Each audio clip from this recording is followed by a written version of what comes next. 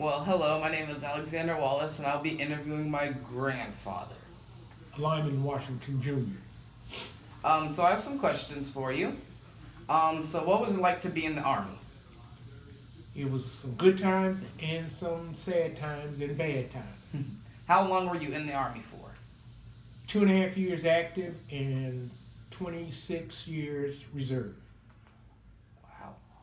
So what was it like to be a lieutenant colonel retired? It'd feel good, especially the first of the month. That's when I get my check. Oh, that is nice. What was your childhood like? Childhood was raised on an Army base. I was born in Washington, D.C., and my father was a military man. He spent 20 years on active duty, retired as a first sergeant. And the last place he was assigned was Fort Huachuca, Arizona. What was life like as a kid dealing with segregated places? Well, I really didn't experience segregation until my father retired and he moved back to Louisiana. Up until then, I was in integrated schools on Army posts, but back to Louisiana, there was a segregation. What was it like with racism as a kid? It was strange and different. You know, with places where only blacks could go. Back then, they said colored, and then only places for whites and everything. What was your first job and how did you get it? My first job was a lab assistant at college in the engineering department.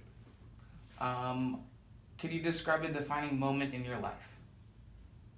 A defining moment in my life. Oh, that's hard. That's a hard one. I guess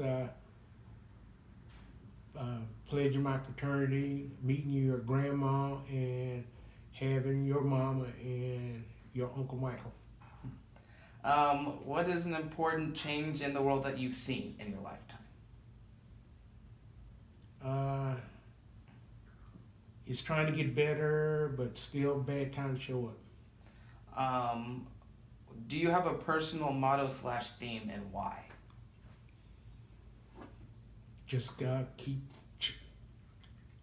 moving forward. What kind of experiences do you have that are different than my generation?